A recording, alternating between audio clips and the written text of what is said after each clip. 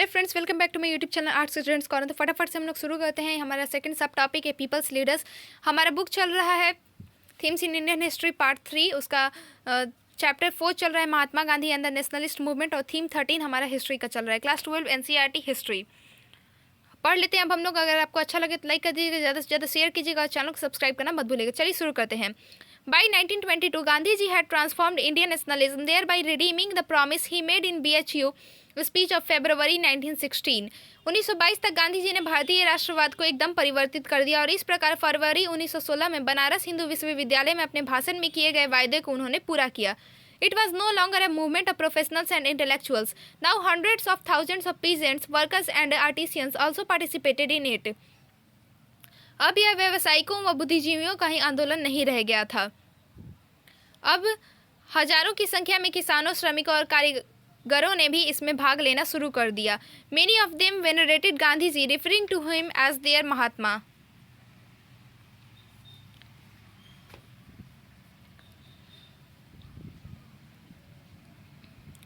इनमें से कई गांधी जी के प्रति आदर व्यक्त करते हुए उन्हें अपने महात्मा कहने लगे। They appreciated the fact that he dressed like them, lived like them, and spoke their language. Unlike other leaders, he did not stand apart from the common folk, but empathized and even identified with them. उन्होंने इस बात की प्रशंसा की कि गांधी जी उनकी ही तरह के वस्त्र पहनते थे, उनकी ही तरह रहते थे और उनकी ही भाषा में बोलते थे। अन्य नेताओं की तरह वे सामान्य जन समूह से अलग नहीं खड़े होते थे, बल्कि वे उनसे समानुभूति रखते थे और उनसे घनिष्ठ संबंध भी स्थापित कर लेते थे। This identification was strongly reflected in his dress, while other nationalist leaders dressed formally, wearing a western suit or an Indian बंद गला. Gandhi ji went among the people in a simple dhoti or loin cloth. सामान्य जन के साथ इस तरह की पहचान उनके वस्त्रों में विशेष रूप से परिलक्षित होती थी। जहां अन्य राष्ट्रवादी नेता पश्चिमी शैली के सूट अथवा भारतीय बंद गला जैसे औपचारिक वस्त्र पहनते थे, वहीं गांधी जी लोगों के बीच एक साधारण धोती में जाते थे। Meanwhile, he spent part of each day working on the charkha, spinning wheel, and encouraged other nationalists to do likewise. The act of spinning allowed Gandhiji to break the boundaries that prevailed with the traditional caste system between mental labor and manual labor. इस बीच प्रत्येक दिन का कुछ हिस्सा वे चरखा चलाने में बिताते थे। अन्य राष्ट्रवादियों को भी उन्होंने ऐसा करने के लिए प्रोत्साहित किया। सूत कताई के कार्य ने गांधी जी को पारंपरिक जाति व्यवस्था में प्रचलित मानसिक श्रम और शारीरिक श्रम की दीवार को तोड़ने में मदद की। In a fascinating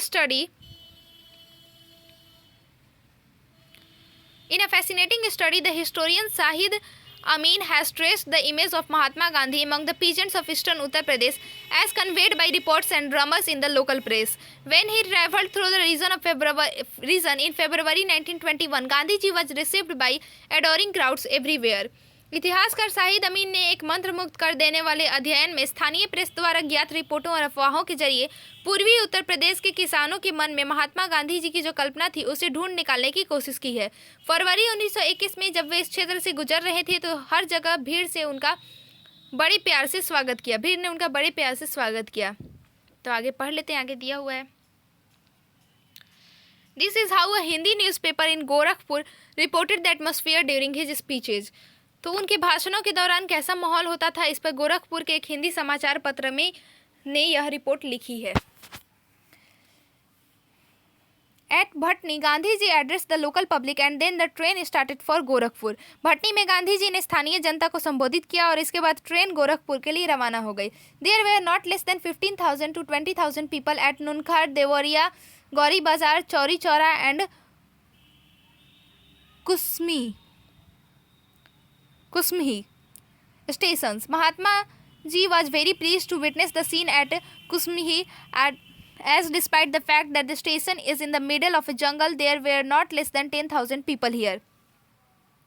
नूनखार, Deoria, Gauri Bazar, Chauri Chaura और कुसुमही स्टेशनों पर 15 से 20 हजार से कम लोग नहीं थे। महात्मा जी कुसुमही के दृश्य को देखकर बहुत प्रसन्न हुए, क्योंकि जंगल के बीच स्थित होने के बावजूद उस स्टेशन पर 10,000 से कम लोग नहीं थे। Some overcome with their love were seen to be crying. At Devoria, people wanted to give bhait donations to Gandhiji, but he asked them to give these at Gorakhpur. But at Chauri Chaura, one Marwari gentleman managed to hand over something to him. Them there was no stopping. A sheet was spread and currency notes and coins started raining. It was a sight outside the Gorakhpur station. The Mahatma was stood on a high carriage and people had a good darshan of him for a couple of minutes. प्रेम में अभिभूत होकर कुछ लोग रोते हुए देखे गए। देवरिया में लोग गांधी जी को भेनी यानी कि दान देना चाहते थे, किंतु इसे उन्होंने उनसे गोरखपुर में देने को कहा, लेकिन चौरी चौरा में एक मारवाड़ी सज्जन ने किसी तरह उन्हें कुछ दे दिया। इसके बाद यह क्रम रुका ही नहीं। एक चादर फैला दी गई जिस पर रुपयों और सिक्कों की बारिश होने लगी। यह दृश्य था। गोरखपुर स्टेशन के बाहर महात्मा एक ऊंची गाड़ी पर खड़े हो गए और लोगों ने कुछ मिनटों के लिए उनके दर्शन कर लिए। Wherever Gandhiji went, rumors spread of his miraculous power. In some places, it was said that he had been sent by the king to redress the grievances of the farmers and that he had the power to overrule all local officials. Gandhi ji जहां भी गए वहीं उनकी चमत्कारिक शक्तियों की अफवाहें फैल गईं। कुछ स्थानों पर यह कहा गया कि उन्हें राजा द्वारा किसानों के दुख तकलीफों में सुधार के लिए भेजा गया है तथा उनके पास सभी स्थानीय अधिकारियों के निर्देशों को अस्वीकृति करने की शक्ति है।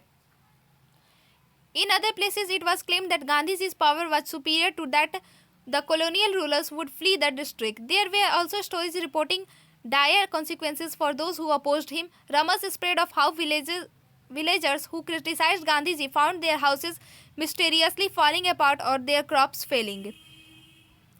कुछ अन्य स्थानों पर यह दावा किया गया कि गांधी जी की शक्ति अंग्रेज बादशाह से उत्कृष्ट है और यह कि उनके आने से औपनिवेशिक शासक जिले से भाग जाएंगे। गांधी जी का विरोध करने वालों के लिए भयंकर परिणाम की बात बताती कहानियां भी थी। इस तरह की अफवाहें फैली कि गांधी जी की आलोचना करने वाले गांव के लोगों के घर रहस्यात्मक रूप से गिर गए अथवा उनकी फसलें चौपट हो गईं।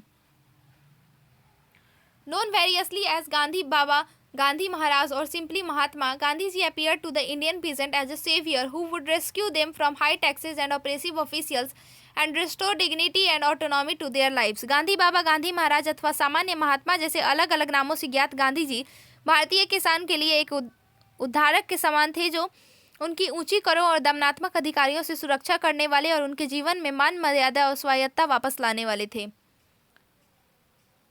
Gandhiji's appeal among the poor and peasants in particular, shrewd use of symbols such as the dhoti, was enhanced by his ascetic lifestyle and by his shrewd use of symbols such as the dhoti and the charkha. Mahatma Gandhi was by caste a merchant and by profession a lawyer, but his simple lifestyle and love of working with his hands allowed him to empathize more fully with the laboring poor and for them in turn to empathize with him. गरीबों विशेषकर किसानों के बीच गांधी जी की appeal को उनकी सात्विक जीवन शैली और उनके द्वारा धोती तथा चरखा जैसे प्रतीकों के विवेकपूर्ण प्रयोग से बहुत बल मिला। जाति से महात्मा गांधी एक व्यापारी व पेशे से वकील थे, लेकिन उनकी सादी जीवन शैली तथा हाथों से काम करने के प्रति उनके लगाव की वजह से वे गरीब श्रमिकों के प्रति बहुत अधिक समानुभूति रखते थे तथा बदले में वे लोग गांधी जी से समानुभूति रखते थे। While most other politicians talked down to them, Gandhiji appeared not just to look like them, but to understand them and relate to their lives. जहां अधिकांश अन्य राजनीतिक उन्हें कृपा की दृष्टि से देखते थे, वहीं ये न केवल उनके जैसा दिखने बल्कि उन्हें अच्छी तरह समझने और उनके जीवन के साथ स्वयं को जोड़ने के लिए सामने आते थे। While Mahatma Gandhi's mass appeal was undoubtedly genuine and in the context of Indian politics without precedent, it must also be stressed with his success in broadening the basis of nationalism was based on careful organization. Mahatma Gandhi का जन अनुरोध निसंदेह कपट से मुक्त था और भारतीय राजनीति के संदर्भ में तो बिना किसी पूर्व उदाहरण के यह भी कहा जा सकता है कि राष्ट्रवाद के आधार को और व्यापक बनाने में उनकी सफलता का राज उनके द्वारा सावधानी पूर्वक किया गया संगठन था। New branches of the Congress were set up in various parts of India. Bharat के विभिन्न भागों में कांग्रेस की नई शाखाएं खोली गईं। A series of Praja Mandals were established to promote the nationalist creed in the princely states. Gandhiji encouraged the communication of the nationalist masses in the mother tongue rather than in the language of the rulers, English. Thus, the provincial committees of the Congress were based on linguistic reasons rather than on the artificial boundaries of British India. In these different ways of nationalism was taken to the farthest corners of the country and embraced by social groups previously untouched by it. रजवाड़ों में राष्ट्रवादी सिद्धांत को बढ़ावा देने के लिए प्रजा मंडलों की एक श्रृंखला स्थापित की गई। गांधी जी ने राष्ट्रवादी संदेश का संचार शासकों की अंग्रेजी भाषा की जगह मातृभाषा में करने को प्रोत्साहित किया। इस प्रकार कांग्रेस की प्रांतीय समितियां ब्रिटिश भारत की कृत्रिम सीमाओं की अपेक्षा भाषाई क्षेत्रों पर आधारित थीं। इन अलग अलग तरीकों से राष्ट्रवाद देश के सुदूर हिस्सों तक फैल गया और अब इसमें वे सामाजिक वर्ग भी शामिल हो गए जो अभी तक इससे अछूत थे। By now, among the supporters of the Congress were some very prosperous businessmen and industrialists.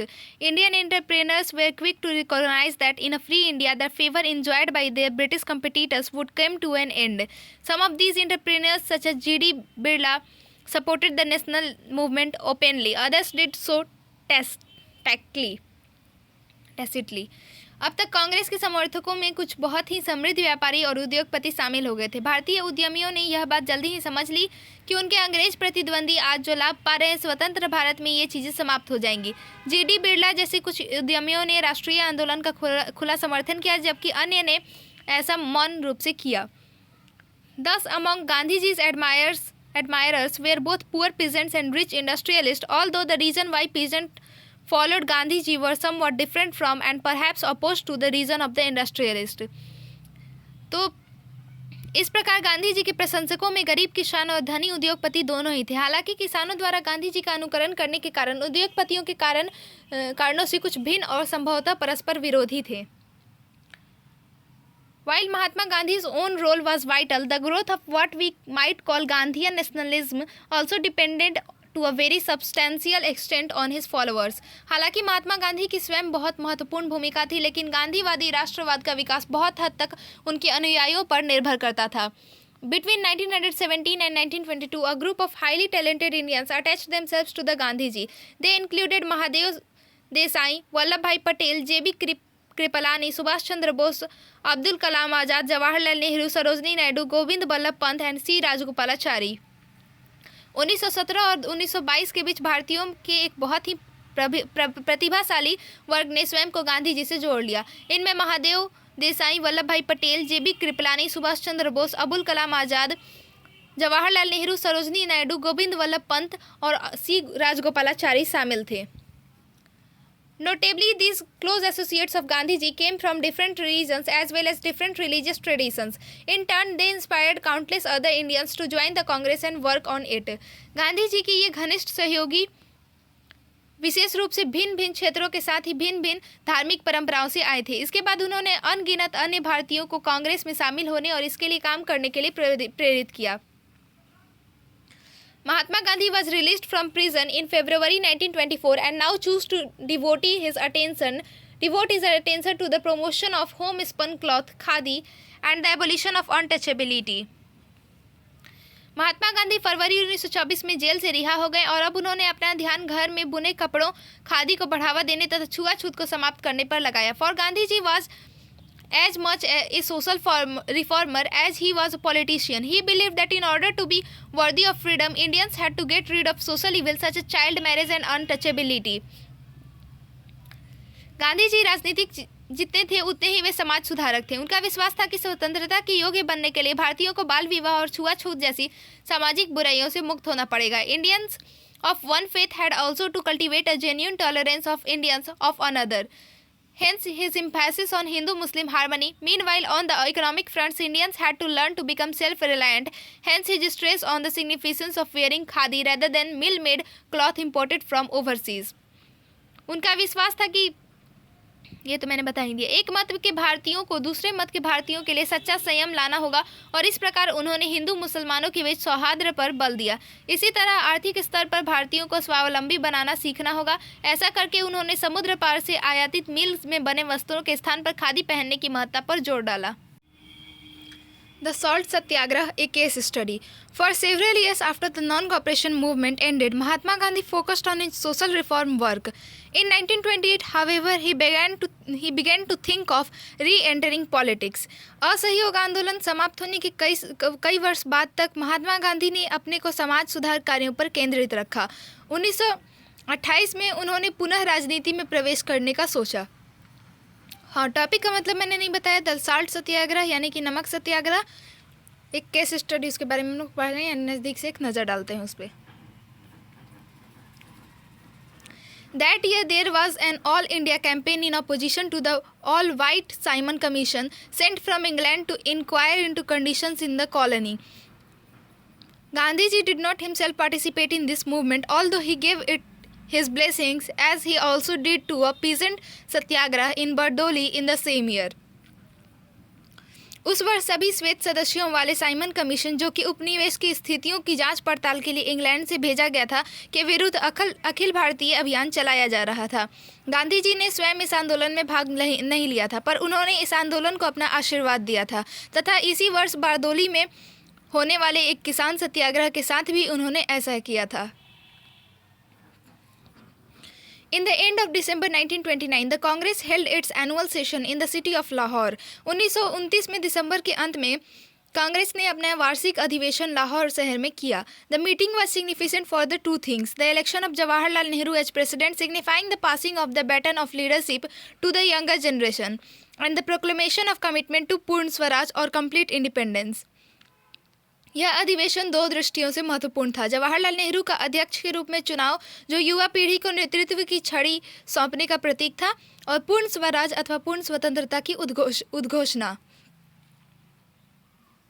Now the piece of politics picked up once more. On 26 January 1930, Independence Day was observed with the national flag being hoisted in different venues and patriotic songs being sung. Gandhiji himself issued precise instructions as to how the day should be observed. It would be good, he said, if the declaration of independence is made by whole villages, whole cities. Even it would be well if all the meetings were held at the identical minute in all the places. अब राजनीति की गति एक बार फिर बढ़ गई थी. 26 जनवरी 1930 को विभिन्न स्थानों पर राष्ट्रीय ध्वज फहराकर और देशभक्ति के गीत गाकर स्वतंत्रता दिवस मनाया गया. गांधी जी ने स्वयं सुस्पष्ट निर्देश देकर बताया कि इस दिन को कैसे मनाया जाना चाहिए. उन्होंने कहा कि यदि स्वतंत्रता की उद्घोषणा सभी गांवों और सभी शहरों, यहाँ तक कि अच्छा होगा अगर सभी जगहों पर एक ही समय में संगोष्ठियां हों तो अच्छा होगा. Gandhiji suggested that the time of the meeting be advertised in the traditional way by the beating of drums. Gandhi ji ने सुझाव दिया कि नगाड़े पीटकर पारंपरिक तरीके से संगोष्ठी के समय की घोषणा की जाए. The celebrations would begin with the hoisting of national flag. राष्ट्रीय ध्वज को फहराए जाने से समारोह की शुरुआत होगी. The rest of the day would be spent in doing some constructive work, whether it is spinning of or service of untouchables or reunion of Hindus and Muslims or prohibition of work, or even all these together, which is not possible. Participants would take a plea affirming that it was the inalienable right of the Indian people, as of any other people, to have freedom and to enjoy the fruits of their toil, and that if any government deprives a people of these rights and oppresses them, the people have a further right to alter it or abolish it. राष्ट्रीय ध्वज को फहराए जाने से समारोहों की शुरुआत होगी. दिन का बाकी हिस्सा किसी रचनात्मक कार्य में, चाहे वह सूत कताई हो अथवा अछूतों की सेवा अथवा हिंदुओं और मुसलमानों का पुनर्मिलन अथवा निषिद्ध कार्य अथवा ये सभी एक साथ करने में व्यतीत होगा, और यह असंभव नहीं है. इसमें भाग लेने वाले लोग दृढ़तापूर्वक यह प्रतिज्ञा लेंगे कि अन्य लोगों की तरह भारतीय लोगों को भी स्वतंत्रता और अपने कठिन परिश्रम के फल का आनंद लेने का अहर्निश अधिकार है, और यह कि यदि कोई भी सरकार लोगों को इन अधिकारों से वंचित रखती है या उनका दमन करती है तो लोगों को इन्हें बदलने अथवा समाप्त करने का भी अधिकार है. अब इसका फर्स्ट सब टॉपिक है डांडी. इसको भी पढ़ लेते हैं. Soon after the observance of this Independence Day, Mahatma Gandhi announced that he would lead a march to break one of the most widely disliked laws in the British India, which gave the state a monopoly in the manufacture and sale of salt. स्वतंत्रता दिवस मनाए जाने के तुरंत बाद महात्मा गांधी ने घोषणा की कि वे ब्रिटिश भारत के सर्वाधिक घृणित कानूनों में से एक, जिसने नमक के उत्पादन और विक्रय पर राज्य को एक अधिकार दे दिया है, को तोड़ने के लिए एक यात्रा का नेतृत्व करेंगे. His speaking on the salt monopoly was another illustration of Gandhiji's tactile wisdom. For in every Indian household, salt was indispensable. Yet people were forbidden for making salt even for domestic use, compelling them to buy it from shops at a high price. The state monopoly over salt was deeply unpopular. By making it his target, Gandhiji hoped to mobilize a wider discontent against British rule. नमक एकाधिकार के जिस मुद्दे का उन्होंने चयन किया था वह गांधी जी की कुशल समझदारी का एक अन्य उदाहरण था। प्रत्येक भारतीय घर में नमक का प्रयोग अपरिहार्य था, लेकिन इसके बावजूद उन्हें घरेलू प्रयोग के लिए भी नमक बनाने से रोका गया और इस तरह उन्हें दुकानों से ऊंचे दाम पर नमक खरीदने के लिए बाध्य किया गया।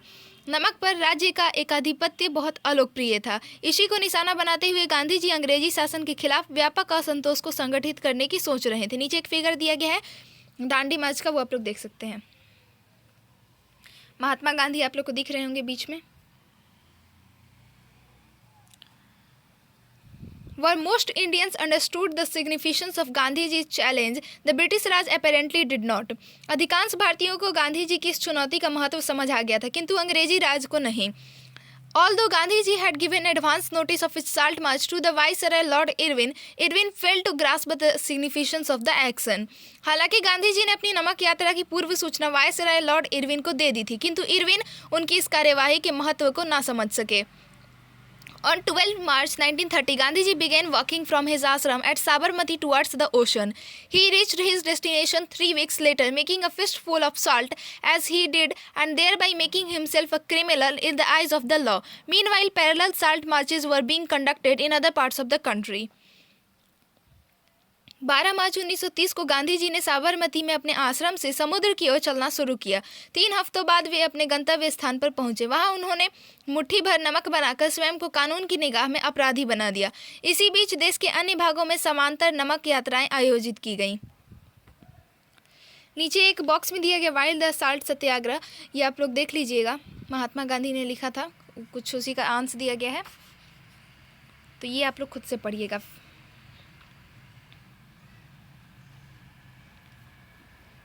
As with non-cooperation apart from the officially sanctioned nationalist campaign, there were numerous other streams of protest. असहयोग आंदोलन की तरह अधिकृत रूप से स्वीकृत राष्ट्रीय अभियान के अलावा भी विरोध की असंख्य धाराएं थीं। Across large parts of India, peasants breached the hated colonial forest laws that kept them and their cattle out of the woods in which they had once roamed freely. देश के विशाल भाग में किसानों ने दमनकारी औपनिवेशिक वन कानूनों का उल्लंघन किया, जिसके कारण वे और उनके मवेशी उन्हीं जंगल में नहीं जा सकते थे जहां एक जमाने वे बेरोक टोक घूमते थे। In some towns, factory workers went on strike while lawyers boycotted British courts and students refused to attend government-run educational institutions. As in 1920 to 22, now too, Gandhiji's call had encouraged Indians of all classes to make manifest their own discontent with colonial rule. कुछ कस्बों में factory कामगार हड़ताल पर चले गए। वकीलों ने ब्रिटिश अदालतों का बहिष्कार कर दिया और विद्यार्थियों ने सरकारी शिक्षा संस्थानों में पढ़ने से इनकार कर दिया। 1920 से 22 की तरह इस बार भी गांधी जी के आह्वान ने तमाम भारतीय वर्गों को औपनिवेशिक शासन के विरुद्ध अपना असंतोष व्यक्त करने के लिए प्रेरित किया। The rulers responded by detaining the dissenters. In the wake of Salt March, nearly 60,000 Indians were arrested, among them, of course, Gandhiji himself. जवाब में सरकार असंतुष्टों को हिरासत में लेने लगी। नमक सत्याग्रह के सिलसिले में लगभग 60,000 लोगों को गिरफ्तार किया गया। गिरफ्तार होने वालों में गांधी जी भी थे।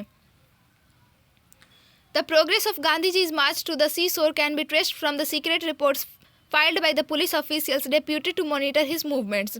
समुद्र तट की ओर गांधी जी की यात्रा की प्रगति का पता उनकी गतिविधियों पर नजर रखने के लिए तैनात पुलिस अफसरों द्वारा भेजी गई गोपनीय रिपोर्टों से लगाया जा सकता है। These reproduce the speeches he gave at the villages en route, in which he called upon local officials to renounce government employment and join the freedom struggle. इन रिपोर्टों में रास्ते में के गाँवों में गांधी जी द्वारा दिए गए भाषण भी मिलते हैं, जिनमें उन्होंने स्थानीय अधिकारियों से आह्वान किया था कि वे सरकारी नौकरियां छोड़कर स्वतंत्रता संघर्ष में शामिल हो जाएं।